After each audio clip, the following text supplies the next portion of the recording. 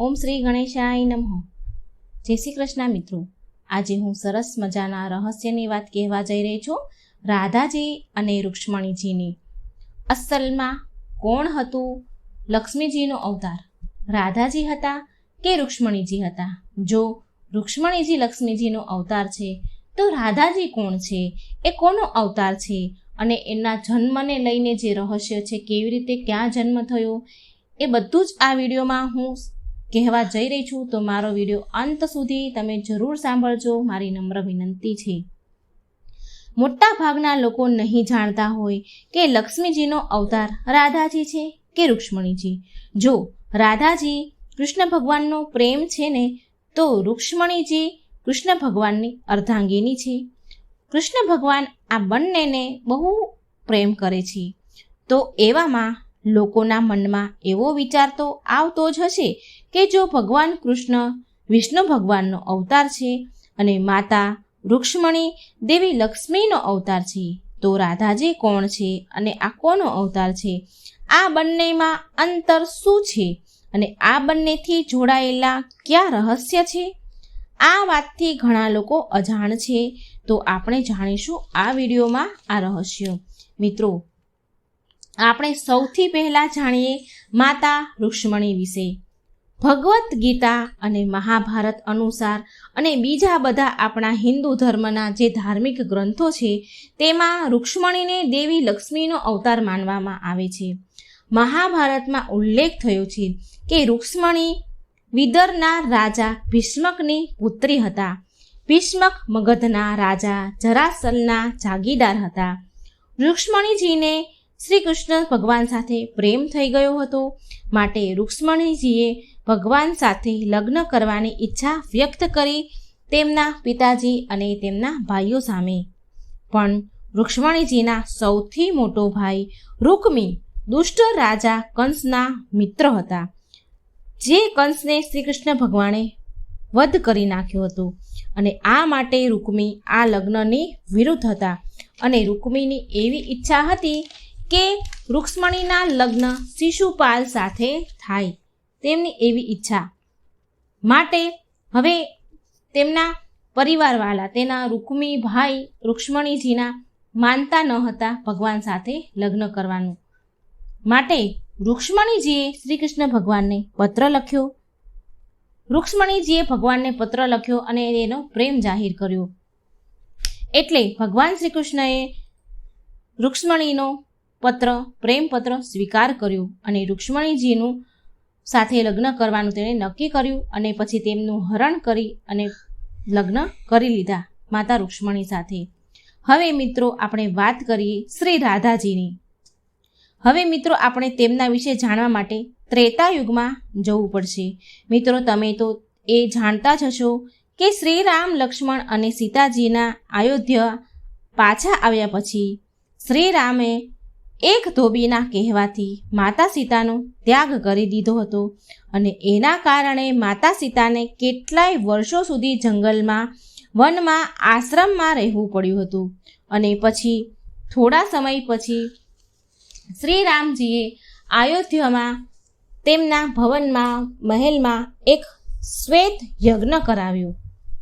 પણ હવે અહીં આ દરમિયાન એ પરેશાની ઊભી થઈ કે શ્રી રામ ભગવાન તો પરણેલા તો હતા, પણ માતા સીતાની હાજરી ન હતી, અને પત્ની ન હોવાના કારણે આ યજ્ઞ પૂરો થઈ શકે નહીં, અને શ્રી રામ તો માતા સીતાનો ત્યાગ પહેલેથી કરી ચૂક્યા હતા। હવે આ કારણથી આ યજ્ઞ પૂરો થવો અસંભવ હતો। એવામાં આશ્ચર્ય વશિષ્ઠ જે ત્યાં યજ્ઞ કરી રહ્યા હતા, તો તેમણે એક સુઝાવ આપ્યો કે માતા સીતાની સોનાની મૂર્તિ બનાવવામાં આવે અને એ મૂર્તિને બિરાજમાન કરી સાથે અને યજ્ઞ પૂરો કરવામાં આવે। અને ઋષિ વશિષ્ઠની આજ્ઞા માની અને એ આજ્ઞાથી માતા સીતાની સોનાની મૂર્તિ બનાવવામાં આવી, અને એ મૂર્તિની સાથે બેસાડીને શ્રી રામ ભગવાને યજ્ઞ પૂરો કર્યો। એ મૂર્તિને પત્નીના રૂપમાં રાખ્યા અને યજ્ઞ પૂર્ણ થયો। મિત્રો, થયું એવું કે આ યજ્ઞ તો પૂરો થઈ ગયો, પણ તે સોનાની માતા સીતાની મૂર્તિને વારંવાર જોઈ અને શ્રીરામ ભગવાનને માતા સીતાની ખૂબ યાદ આવતી હતી. તેમને દુઃખ થતું હતું. એટલે શ્રીરામ ભગવાને એવો નિર્ણય લીધો કે આ સીતાની જે મૂર્તિ છે માતાની, એ મૂર્તિને સરયુ નદીમાં વિસર્જિત કરી દેવામાં આવે. હવે સોનાની સીતાજીની મૂર્તિ જ્યારે સરયુ નદી પાસે લઈ જવામાં આવી રહી હતી ત્યારે તે મૂર્તિમાંથી અવાજ આવ્યો. માતા સીતા બોલ્યા કે સ્વામી, તમે તો મારો બીજી વાર પણ ત્યાગ કરી દીધો. સ્વામી, હું 11.5 વર્ષથી તમારા વિયોગમાં જીવી રહી છું. કમસે કમ તમે આ મારા રૂપમાં જે આ સોનાની મૂર્તિ છે, મારું રૂપ છે, તે તો તમારી પાસે તમે રાખો. પણ આ સાંભળી શ્રીરામ ભગવાન બોલ્યા કે હે સીતા, જેટલા વર્ષોનો વિયોગ તમે મારા માટે આ જન્મમાં સહન કર્યો છે ને, હું આગલા જન્મમાં એટલા જ વર્ષ હું તમારી સાથે રહીશ, તમારી સાથે જીવીશ. અને મિત્રો, એવું કહેવાય છે કે રાધાજી આ સોનાની સીતાજીની મૂર્તિનો જ અવતાર હતા અને એક તરફ દેવી મા સીતાનો અંશ છે, જેના કારણે ભગવાન કૃષ્ણ અને રાધાજી 11.5 વર્ષ સુધી સાથે રહ્યા હતા. માટે મિત્રો, કહેવાય છે કે રાધાજી બીજું કોઈ નહીં પણ માતા લક્ષ્મીજીના અંશ અવતાર છે. અંતર બસ આટલું જ છે કે માતા રૂક્ષ્મણીને દૈહિક લક્ષ્મી એટલે કે દેહરૂપી લક્ષ્મી મનાય છે અને રાધાજીને આત્મિક લક્ષ્મી એટલે કે આત્મારૂપી લક્ષ્મી મનાય છે. તમે જોયું હશે કે રૂક્ષ્મણીજી દેહ સ્વરૂપે શ્રી કૃષ્ણ ભગવાન સાથે રહે છે, તો રાધાજી તેમના આત્મામાં વસે છે. માટે રાધાજીને આત્મીય લક્ષ્મી કહેવામાં આવ્યા છે અને રૂક્ષ્મણીજીને દૈહિક લક્ષ્મી કહેવામાં આવ્યા છે. હવે આપણે એ જાણીએ કે કોની સાથે થયા હતા શ્રી કૃષ્ણ ભગવાનના લગ્ન. સ્વાભાવિક રીતે મિત્રો, બધા જ લોકો એ જાણે છે કે શ્રી કૃષ્ણ ભગવાનના લગ્ન રૂક્ષ્મણી સાથે થયા હતા. શ્રી કૃષ્ણ ભગવાનની પત્ની રૂક્ષ્મણી છે. રાધાજી તો શ્રી કૃષ્ણ ભગવાનના સખી અને તેનો પ્રેમ છે, એ જ નામે ઓળખીએ છીએ. અને લોકો એવું પણ માને છે કે રાધાજીના લગ્ન શ્રી કૃષ્ણ ભગવાન સાથે નથી થયા. પણ તમને જાણીને આશ્ચર્ય થશે કે રાધાજી અને શ્રી કૃષ્ણ ભગવાનના લગ્ન અનાદિ સમયથી જ થઈ ગયા છે. અને જોઈએ આપણે દ્વાપર યુગની જ વાત કરીએ તો આ યુગમાં પણ રાધાજી અને શ્રી કૃષ્ણના ભગવાનના લગ્ન થયા હતા. વજ્ર 84 કોષમાં ભંડારી વન ભગવાનના લગ્ન મંડપ છે. મથુરા નગરીથી થોડે દૂર ભંડારી વન આવેલું છે. ત્યાં ભગવાનનો લગ્ન મંડપ આજે પણ મોજૂદ છે. અહીં રાધાજી અને કૃષ્ણ ભગવાનના લગ્ન બાળ અવસ્થામાં થયા હતા. નારદજીએ કન્યાદાન કર્યું હતું અને બ્રહ્માજીએ ગુપ્ત મંત્રો ઉચ્ચારણ કર્યા હતા. અને આ વાતનો ઉલ્લેખ ગર્ગ સંહિતામાં મળી આવે છે. આ ગર્ગ સંહિતામાં કહેવામાં આવે છે કે આ બ્રહ્માજીએ રાધા કૃષ્ણના લગ્ન રચ્યા હતા. આજે પણ લોકો રૂક્ષ્મણીજીને કૃષ્ણ ભગવાનની પત્ની માને છે. હવે જાણીએ કે રાધાજી અને રૂક્ષ્મણીજીનો જન્મ કેવી રીતે થયો હતો. મિત્રો, એક રહસ્ય રાધા રાણીના જન્મથી જોડાયેલું છે. હા, બધા એ વાત તો જાણે છે કે રૂક્ષ્મણીજી રાજા ભીષ્મકની પત્ની છે અને રૂક્મણીએ સાધારણ મનુષ્યની જેમ તેમની માતાના ગર્ભથી જન્મ લીધો હતો. પણ મિત્રો, રાધાજી ભગવાન શ્રી કૃષ્ણની જેમ અનાદિ અને અજન્મી છે, એટલે તેમનો જન્મ માતાના ગર્ભમાંથી નથી થયો. બ્રહ્મ વૈવર્ત પુરાણ અનુસાર શ્રી કૃષ્ણ ભગવાનના ડાબા અંગથી એક સુંદર કન્યા પ્રગટ થયા અને પ્રગટ થતાં જ તે કન્યા ભગવાનના ચરણોમાં ફૂલ અર્પણ કરવા લાગ્યા. ફૂલ અર્પણ કર્યા પછી શ્રી કૃષ્ણ સાથે વાતો કરતા કરતા તે કન્યા તેમની સાથે સિંહાસન પર બેસી ગઈ. આ સ્ત્રી જ રાધાજી છે. અને આગળ ચાલતા રાધાજીને શ્રી કૃષ્ણ ભગવાનની પ્રેમિકા માનવામાં આવ્યું છે.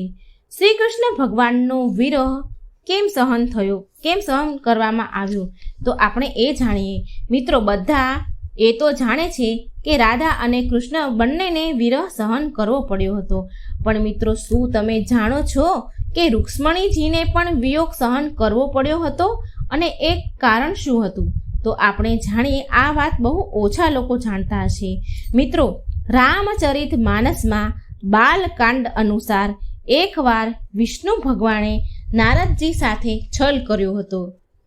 નારદજીએ તેમનું સ્વરૂપ માંગ્યું હતું, પણ વિષ્ણુ ભગવાને છલ કરી અને વાનરનું સ્વરૂપ તેમને આપી દીધું, જેના કારણે તે લક્ષ્મી માના સ્વયંવરમાં હસવાનું પાત્ર બન્યા. તેની ઉપર હસી ઉડી, લોકો એની ઉપર હસ્યા અને તેમના મનમાં લક્ષ્મીજીનું બીજું રૂપ વિશ્વમોહિની સાથે લગ્ન કરવાની ઈચ્છા નારદજીના મનમાં જ રહી ગઈ અને એ કારણે નારદજીને બહુ દુઃખ પણ થયું અને બહુ જ ક્રોધ આવ્યો અને ક્રોધમાં તેમણે વિષ્ણુ ભગવાનને શ્રાપ આપી દીધો કે તેમને પણ પત્નીનો વિયોગ સહન કરવો પડશે. અને મિત્રો, આ એ જ શ્રાપ હતો જેના કારણે રામ અવતારમાં રામ ભગવાનને માતા સીતાનો વિયોગ સહન કરવો પડ્યો હતો અને કૃષ્ણ અવતારમાં શ્રી કૃષ્ણ ભગવાનને રાધાજીનો વિયોગ સહન કરવો પડ્યો હતો. અને બીજી તરફ ઋષિ દુર્વાસાનો પણ શ્રાપ છે અને આના કારણે ભગવાન શ્રી કૃષ્ણ અને રૂક્ષ્મણીને પણ 12 વર્ષ અલગ રહેવું પડ્યું હતું દુર્વાસા મુનિના શ્રાપના કારણેથી. આ શ્રાપના આધારે એક કથા, પૌરાણિક કથા છે. શ્રી કૃષ્ણ ભગવાને ઋષિ દુર્વાસાને તેમના મહેલમાં આવવાનું નિમંત્રણ આપ્યું, પણ ઋષિ દુર્વાસાએ એ કહ્યું કે તે ત્યારે જ તેની સાથે જશે જ્યારે તેમના માટે એક અલગ રથની વ્યવસ્થા કરવામાં આવશે. હવે ભગવાને રથની વ્યવસ્થા તો કરી, પણ ભગવાને એવું કર્યું કે જે રથના આગળના જે 2 ઘોડા હતા તે ઘોડાને છૂટા કરી દીધા અને બંને ઘોડાને તે રથથી છૂટા કરી દીધા અને ભગવાન પોતે અને રૂક્ષ્મણીજી બંને સાથે મળીને તે રથને હંકાવતા હતા, ખેંચવા લાગ્યા. હવે જતા હતા મહેલ તરફ, ત્યારે રસ્તામાં રૂક્ષ્મણીજીને બહુ તરસ લાગી એટલે ભગવાને ધરતીમાંથી પાણી નીકાળ્યું અને શ્રી કૃષ્ણ ભગવાને અને માતા રૂક્ષ્મણીએ પાણી પી લીધું અને તરસ બુઝાવી. પણ એ ભૂલ થઈ ગઈ ભગવાનથી કે શ્રી કૃષ્ણ ભગવાને અને રૂક્ષ્મણીજીએ તો પાણી પી લીધું, પણ તેમણે દુર્વાસા ઋષિને પાણી પીવાનું ન કહ્યું. કૃષ્ણ ભગવાન અને દેવી રૂક્ષ્મણીના આવા વ્યવહારના કારણે દુર્વાસા ઋષિ બહુ ક્રોધમાં આવી ગયા અને તેના કારણે દુર્વાસા મુનિએ 12 વર્ષ સુધી અલગ રહેશે રાધા રૂક્ષ્મણી એવો શ્રાપ આપી દીધો. તો મિત્રો, આ હતું રૂક્ષ્મણીજી અને રાધાજીના રહસ્યની વાત, જે ઘણા લોકો આનાથી અજાણ હશે. જો મિત્રો આ વિડીયોમાંથી તમને નવી જાણકારી, માહિતી મળી હોય તો કમેન્ટ બોક્સમાં જરૂર લખજો અને મારી ચેનલને લાઇક, સબસ્ક્રાઈબ અને શેર જરૂર કરજો. જય શ્રી કૃષ્ણ. રાધે રાધે. Thank you.